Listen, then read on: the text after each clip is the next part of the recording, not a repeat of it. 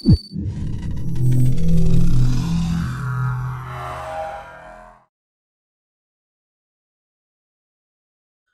to the Wrestling Replay. It's Cato here with the Monday Night Raw Replay of the Week. I hope you all enjoy your weekends. Got to spend some time with your friends, family. Just get out the house. I know at least on the East Coast, really sunny out. The spring was springing for sure. So I hope you all got to enjoy some of that nice weather. Now we got to start the week off. Everyone hates Mondays, but at least we do get Monday Night Raw. And I'm going to have to say this. This has been the best Monday Night Raw that I've seen in a long time. Like, it's been pretty good. Raw actually stepped it up this week, and I think it has to do with a lot of the matches that they put together. Not only were they some good matches that was put together, but they were also longer matches. It kind of gave you like a pay-per-view type feel, not the matches you would see in the pay-per-view necessarily. Well, some of them you would, but more so the length of the match was like more like a pay-per-view length and not the typical Monday Night Raw that they have been doing. So that, I think, also helped the show a lot. But I really did enjoy this week's Monday Night Raw. It kicked off with Kofi Kingston going against Drew McIntyre. The winner will receive a world title shot against Bobby Lashley at Hell in a Cell. Now, this match was really good. We know that Kofi is a former champion as well as Drew McIntyre. Kofi last week was able to knock off Bobby Lashley. So that leads you to kind of think, who would Bobby rather face? The Drew McIntyre, who he has somehow escaped with a win time after time again, or the Kofi Kingston who just pinned him last week? Well, the match ended in a no contest when MVP and Bobby Lashley decided that, hey, we'll just attack them both and hopefully we don't get to face nobody. We all know that never works out well. Thank God it's not another triple threat match. Adam Pearce actually said, look, we're going to restart the match next week. Same rules apply. This time, if Bobby Lashley or MVP get involved, they're going to be on a 90-day suspension. So hopefully we will get a true victor out of this matchup. But you got to remember, T-Bar Mace is still in the background. They've had attacks before on Drew McIntyre. I don't know if it's on behalf of MVP or not, but that's something to look out for next week. Now, I can see this going either way. I don't want to see Drew McIntyre again, and I don't think the fans want to see Drew McIntyre again. I believe that Kofi is one of those guys who can actually hold that title, especially on Monday Night Raw. It's a lot of good matchups you could put him up against. But I do not believe that it's time for Bobby Lashley to drop his belt to anyone. I think he needs a nice long run, maybe until about SummerSlam or Survivor Series sometime. So even if it is Kofi, I don't think he's going to be the one to go into Hell in a Cell and defeat Bobby Lashley. Now, we also got to see a match between Nikki Cross, who we haven't seen on Monday Night Raw in a long time, and Rhea Ripley. Now, the stipulation to this match was that Rhea Ripley had to defeat Nikki Cross in 2 minutes. Rhea Ripley let her emotions get the best of her during this match, and time expired while she was beating down Nikki in the corner, which led to Nikki Cross actually getting a win over the women's champion. Now, I don't know if that's going to lead to Nikki Cross in the future somehow getting some type of push, seeing as though that she now has a win over Rhea Ripley. But we'll have to see. We have to wait for that. Nikki Cross has been, off the scene for a while, so it is nice to see her back. That women's division could definitely use her. Now, we also got the match between Charlotte Flair and Asuka. The winner of that will receive a match. Well, if Charlotte won, she would receive the match between Rhea Ripley at Hell in a Cell. They never really stated if Asuka would get a match with Rhea Ripley if she won as well. It didn't matter anyway because Charlotte, held it down and managed to win this match. And I will say this was the best match that I've seen Charlotte Flair and Asuka fight since, WrestleMania? I mean, the few matches they had recently, they were good.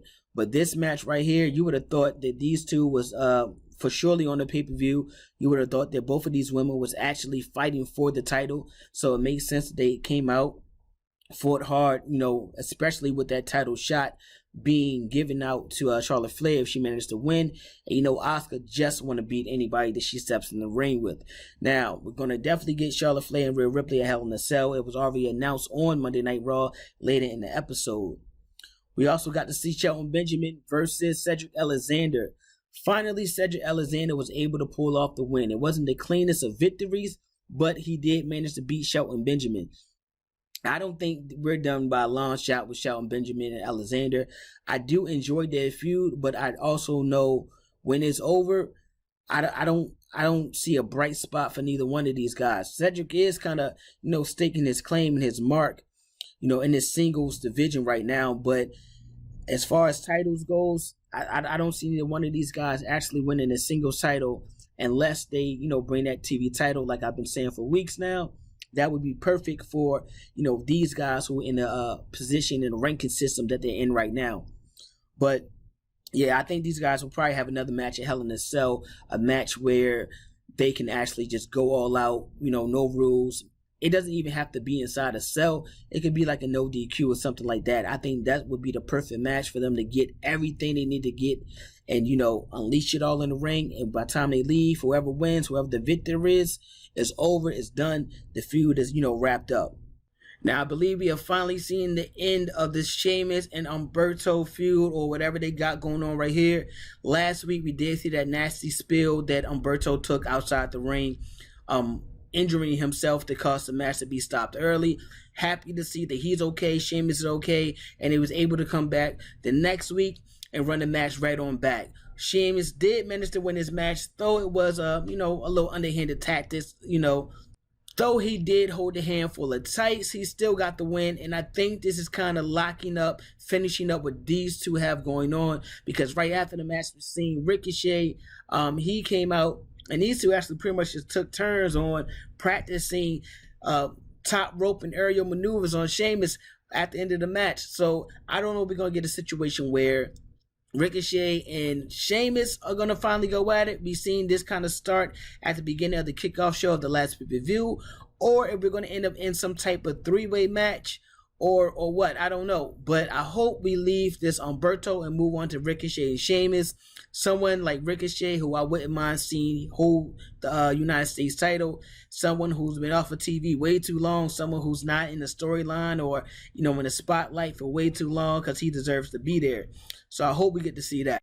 Now, we also got to see Riker and AJ Styles. Jackson Riker managed to defeat AJ Styles. Wasn't clean. It wasn't clean. When I started to watch this match, I noticed, like, oh snap, no Elias. Maybe we're getting a little rift between Elias and Jackson Riker. But Elias did pop up midway during the match and help Jackson Riker get the win. Now, no matter how you want to cut it, that's a real big win for Jackson Riker. You got to remember, AJ Styles is one of those top superstars on the Monday Night Raw roster. I know he's in the tag team. I know he's the tag team champion right now. But either way, AJ Styles, getting a win over someone like AJ Styles, that's really big. That's really big. So I don't see Jackson Riker and Elias really working out too well as a tag team. We'll have to see where they go after this feud is over. I don't see them defeating the tag team champions, and I would hate for them to put the title on Elias and Jackson Riker if it did come to them actually facing the tag team champs for the titles. I would really hate to see that. I think once this feud is over, I feel like Elias and Riker are probably going to start to go their separate ways a little bit, or at least focus more so on one-on-one matches. That would make sense to me.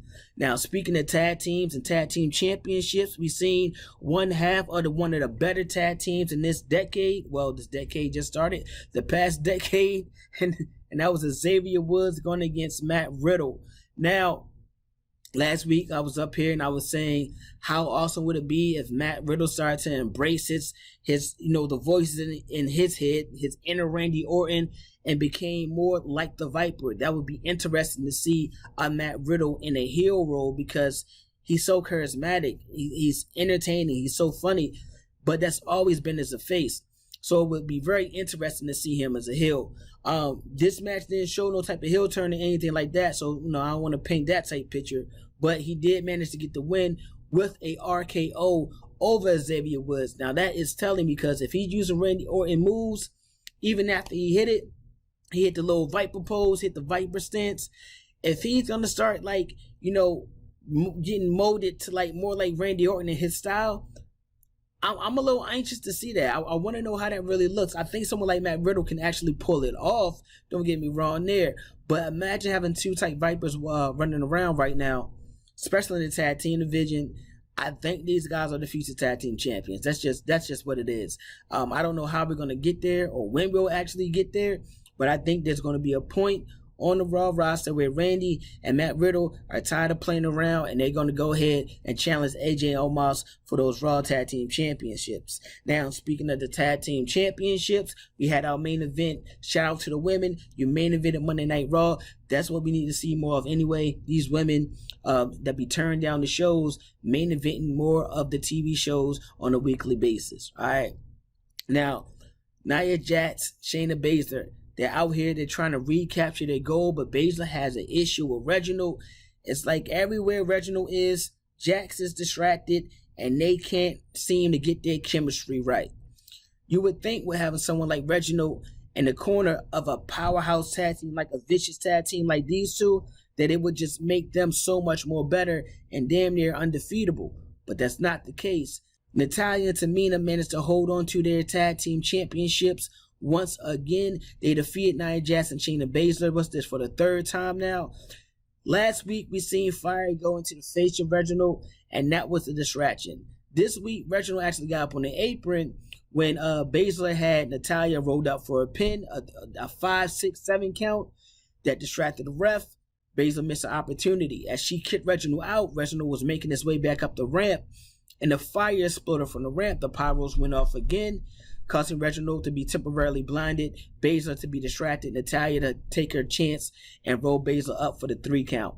I'm happy that Tamina and Natalya managed to hold on to these titles, because I think Baszler and Jax are finally in their rear view, and anyone else, any other tag team after this besides these two, I believe these two women can beat them outright. So it's not going to be no more antics or no more help like that.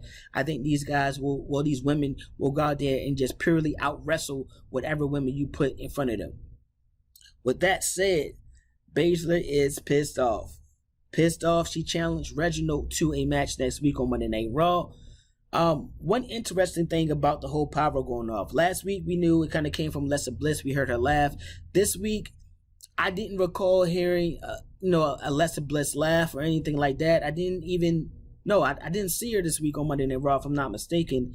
And I didn't catch Lily popping up in the background of too many interviews. So, unless somebody else caught that, I didn't catch it. So now it just leads me to think, like, okay, is Alexa Bliss helping the tag team champions or not helping the champions? Is she taking a liking to Tamina and Natalya, or is she, have more so of a hatred for Baszler, Jax, or Reginald? Either or. We don't know, because this week kind of left us, up in the air a little bit, which I don't mind. It's nice to have like cliffhangers to help lead you or want you to watch next week. That's what they should have more often, is storylines and things happening inside the storylines that make you want to watch next week. So with all that said, Monday Night Raw, this was a really good episode, and that's a really good start of the week, because NXT, I know I don't review NXT, but NXT is on, and that's going to be fire. AEW lineup, they've been doing great so far, and SmackDown has been killing it as well. So it looked like we got a really great start off to the wrestling weekend, and I'm excited, man. I'm happy. I can't wait to see what's going to happen next week, and if Alexa Bliss is actually going to make herself known. Let me know what you all think about Monday Night Raw this week. Let me know if you think Alexa Bliss is helping the tag team champions. She did have them on the swing set in the playground with her, or if it's more so hatred for the former tag team champions or Reginald. Let me know who would you rather see between Kofi and Drew McIntyre to go and face Bobby Lashley in the Hell in a Cell for that world title. And if they do, or whichever one does make it, I guess, who would you like to see come out as a champion? A Bobby to retain, or do you want a new world champion on Monday Night Raw? Let me know. Hit me in the comment section, DMs, and make sure you drop a like, subscribe, turn your notifications, so anytime we drop a video, you guys get to see it first. And make sure you're following us on @TheWrestlingReplay on Instagram. The contest will be ending this week. The contest winner will be announced this week. So make sure you guys go over there, find out how to enter for your chance to win that Razor Ramon collector's box. All right. I'm Cato. That's the Monday Night Raw replay. I'm signing out. Peace.